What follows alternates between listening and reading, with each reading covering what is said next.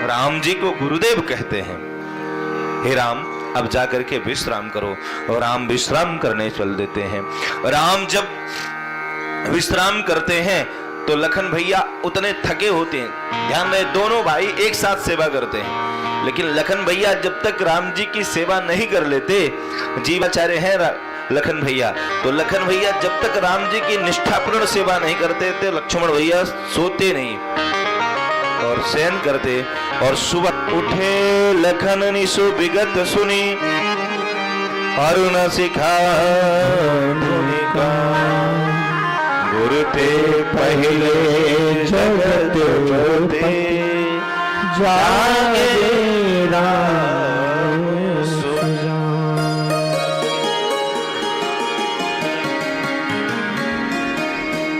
गुरु से पहले कौन जगते हैं? लखन भैया जगते हैं, स्नान करते हैं, राम भैया को जगाते हैं, तब गुरुदेव भगवान के पास जाते हैं। और गुरुदेव को ये पता नहीं कि हमारे दोनों कब जगते हैं और कब सोते हैं। ये शिष्य का लक्षण है। और दोनों भाई प्रातः नित्य संध्योपासन करने के बाद निवृत्त होकर के गुरुदेव भगवान से आज्ञा लेकर के पुष्प चुनने के लिए जाते हैं। कहा? महाराज जनक के पुष्प वाटिका, एक अशोक वाटिका है और एक पुष्प वाटिका है। अशोक वाटिका रावण की लंका से अलग नहीं थी। उसी तरह इतना विशाल महल था रावण का कि रावण के महल से लंका से बिल्कुल भी अलग नहीं थी। वाटिका भी एक शोभा है, तो वाटिका में किशोरी जी को रखा था। ठीक उसी तरह से अपने ही महल के अंदर में बड़े लोगों के स्विमिंग पूल हुआ करते हैं ना, अपने उद्यान हो जाते हैं, जिसको आजकल हम फार्म हाउस कहते हैं। तो वो फार्म हाउस सबके पास होते हैं, अपने अपने लेवल का होता है। और हम तो बड़े लोगों का इमेजिनेशन में ही जी सकते कि इतना बड़ा कल्पना कर सकते हैं। अब जब यहाँ तुच्छ मानव इतना बढ़िया स्विमिंग पूल उद्यान बना सकते हैं, तो महाराज जनक के तो प्राकृतिक रहे होंगे। उन्होंने जो बनाया दिव्य है। माँ भगवती किशोरी जी अब पुष्प वाटिका जब जाती हैं उनकी राजकुमारी, तो बाहर वर्जित है कि नहीं जाना है, बाहर जाने के लिए निषेध है। तो अंदर ही महल पुष्प वाटिका बना है। और जानी गुरु आय सुपाई, लेना प्रसून दले भाई, लेना प्रसून दले भाई, ऊपो पाद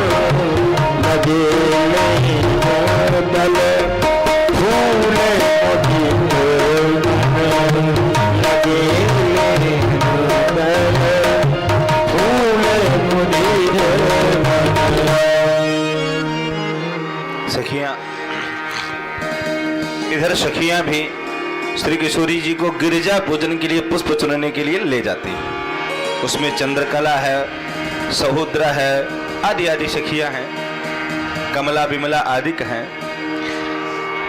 तो राम जी पुष्प चुनने के लिए चलते हैं और महाराज जनक के बगिया में जाते हैं, माली से आग्रह करते हैं और वहां वाटिका में नाना प्रकार के सुंदर पक्षी, इतने सुशोभित पक्षी हैं कि उनको देखने के बाद मन का प्रेम संचार हो जाता है और हृदय से भी नेचुरल चीजों को देखोगे, प्राकृतिक चीजों को देखोगे तो आपको बड़ा सुकून मिलता है।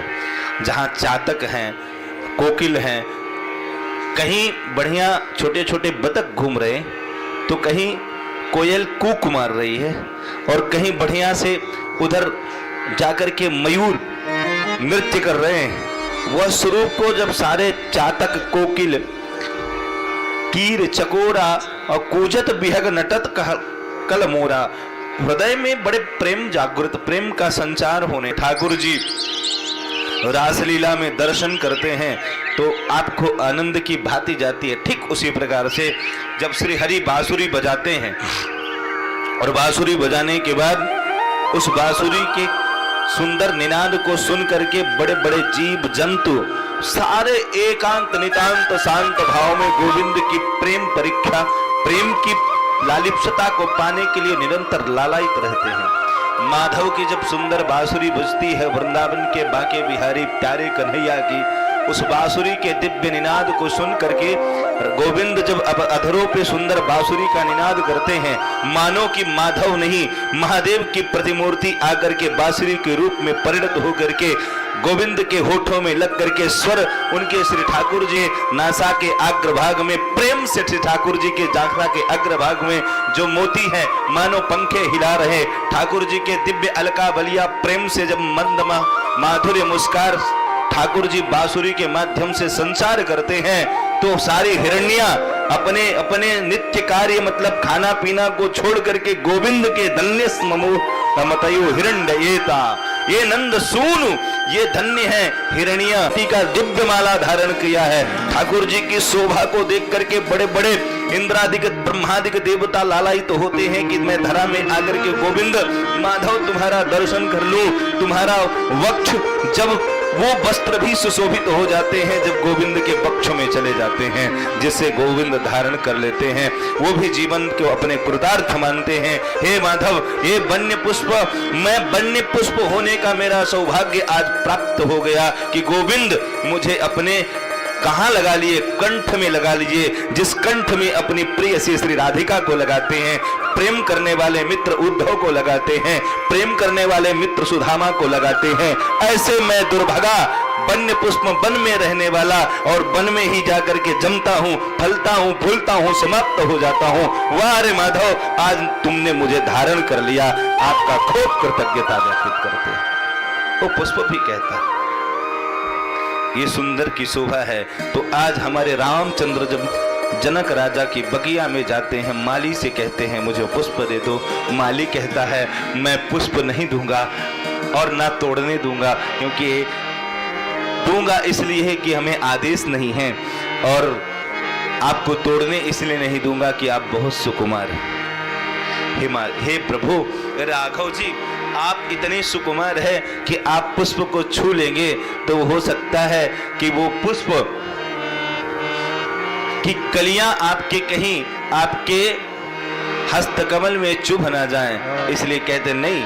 आज हमारे राघव जी कहते हैं कि ना माली जी, एक निवेदन करता हूं, हमारी गुरु की आज्ञा है, चाहे चुभ जाए, चाहे गड़ जाए, चाहे जो भी हो जाए, लेकिन गुरु आज्ञा करी ऐसी आप आप दोगे नहीं तब भी मैं जबरदस्ती ले जाऊंगा, लेकिन पुष्प गुरु जी के लिए जरूर लेकर के जाऊंगा। उसी समय चहुदिस चितई पूछ मालीगन लेन लगे लेन दल फूल मुदित मन, प्रेम से ले रहे थे। उसी समय श्री किशोरी जी की बड़ी प्रियसी एक सखी जा रही थी पुष्प वाटिका में। जब दोनों सुंदर मनोहर की जोड़ी आपस में पुष्प चुन रहे थे तब वो सखी जाती है और सखी जाती है लक्ष्मण और राम भैया को देखते ही उसके हृदय में प्रेम का संचार हो जाता है, मूर्छित सी हो जाती है, झटपट दौड़ करके किशोरी श्री सीता जी के पास जाती है, आंखों से प्रेम की अश्रु प्रवाहित करने लगती है, थरथरा करके कुछ बोलना चाहती है, होठ कुछ कहना चाहते हैं, मुख से कुछ बोलना चाहती है, अवरुद्ध हो जाती है, प्रेम की पुलकित हो जाती है और वो कुछ कहना तो चाहती है, कह नहीं पाती है। तेज से ठाक किशोरी जी ने ठोका। अरे हुआ क्या, बताएगी? अरे बताऊंगी तो तुम्हारी भी यही स्थिति हो जाएगी जो मेरी है, लेकिन मैं बताऊंगी जरूर। देखन बाग कुंवर देखन बाग कुंवर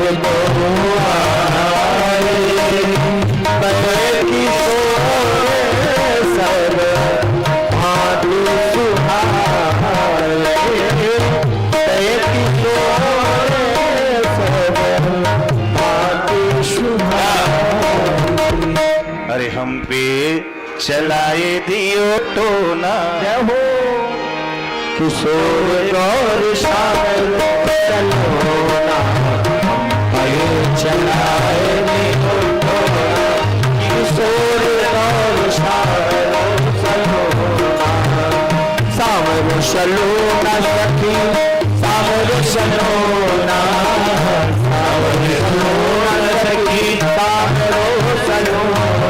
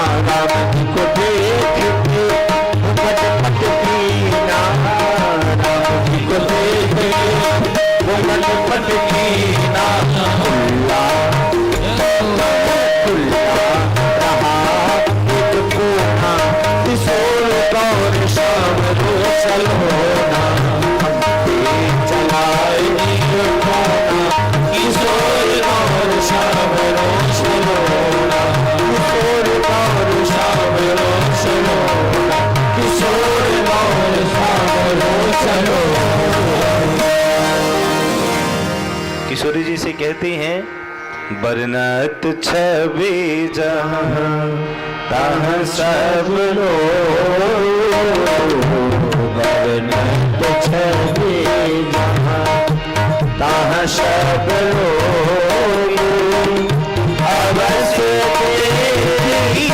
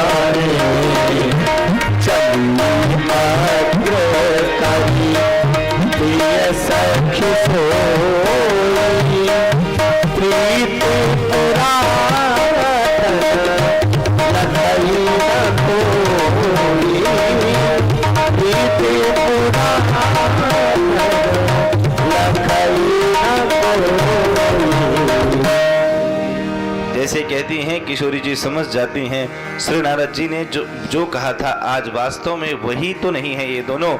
और जहाँ जहाँ वर्णत छवि हर जगह यही शोर है कि आज तक ऐसा किशोर स्वरूप हमने किसी का नहीं देखा जो नगर में दो राजकुमार आए हैं, वही तो नहीं है।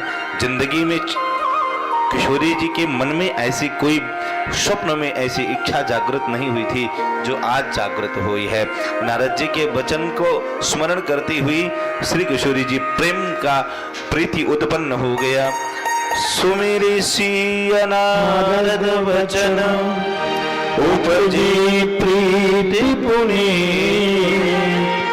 सकित बिलोकहि सकल दिशे, जनु शिशु मृगी श्री राम जी किशोरी श्री सीताराम जी के दर्शन के लिए जब चलती हैं तो उनके आभूषणों की ध्वनि राम जी के कर्णों तक पहुंच जाती है। और जैसे रामलला के कानों तक वह ध्वनि पहुंची तो माधुर्य ध्वनि को वैसे तो तमाम लोग चलते हैं, लेकिन आज राम जी की ध्वनि, राम जी कर्ण इंद्रियां उस ध्वनि को सुनना चाहती हैं। और जब सुनना चाहती हैं, राम जी निमेषेन वर्चित अपलक नेत्रों से केवल किशोरी जी को देखने लगे। और जब किशोरी जी को देखने लगे तो निरंतर राम जी और किशोरी जी एक दूसरे को धीरे धीरे लता की ओट में, लक्ष्मण भैया धीरे से ओट से इधर हो जाते हैं। जब किशोरी जी ने लक्ष्मण भैया को देखा तो लक्ष्मण को देख करके प्रेम उत्पन्न हुआ। ऐसा लगता है कि ये हमारा वात्सल्य भाजन है। लेकिन लक्ष्मण ने जब किशोरी जी को देखा तो उन्हें मैया सुमित्रा की याद आ गई। लेकिन वही राम जी ने जब देखा तो उनके भय विलोचन चारु अचंचल। राम जी ने जब किशोरी को देखा तो राम जी देखते अपलक नेत्रों से श्री किशोरी जी के मुखड़े को निहार रहे हैं। और जीवन में पहली घटना राम जी की ऐसी है, क्योंकि क्षत्रिय हैं मेरे राम लला सरकार। पहली बार राम ने मेरी किशोरी जी को देखा और देखने के बाद अपलक नेत्रों से देखते रहे। दोनों के अंतःकरण में प्रेम का संचार हुआ। और जब निमिष की जरूरत नहीं आई तो उनके पूर्वज, ये ध्यान रखिएगा, इधर तो बड़ी ठाकुर जी की कृपा है। और ठाकुर जी क्या है, ठाकुर जी के नित्य अचंचल हो गए। और ठाकुर जी ने पुष्प लिया, वर्णत करते हुए नहीं, काकिक्षाय उलूकन्या। श्री लक्ष्मण भैया कहते हैं धीरे से निकल गए और लक्ष्मण भैया राम जी से आग्रह करते हैं कि राम जी थोड़ा सा कृपा करके इधर आइए। और आज राम जी के श्रृंगार, आज राम राजा सरकार ने हमारे क्या श्रृंगार किया, आज ठाकुर जी ने मयूर पिक्ष धारण किया। कोयम कनक वर्णः शिखखंडीन पिक्षा मंडितो कर्णपूर्हो मुग्ध मुक्तो लोचनाना विकारा कुमारो दृशे इवं पश्चिमं निजं वत्स। मेरी जो इच्छाएं हैं आज तक अनंत कभी किसी को भाई नहीं, लेकिन आज हमारे ऐक्येन कस्याम सुमित्रामितमैव।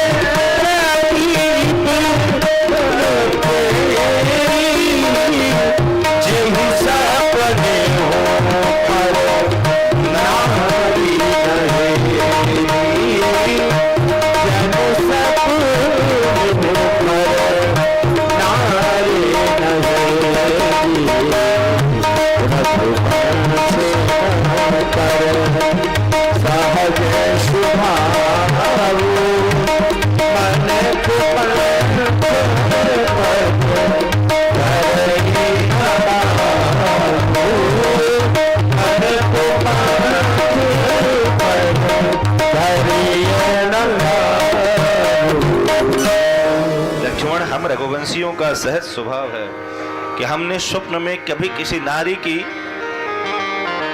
देखने की इच्छा तक नहीं करी, हमारे रघुवंश में ये परंपरा है, लेकिन मेरे मन में ऐसा क्यों जागृत हो रहा है? लक्ष्मण भैया से 2 पंक्तियों में निरूपण करते हैं रामलला, और रामलला कहते हैं स्थिति हमारी क्या है। देखी रूप लोचन ललचाए,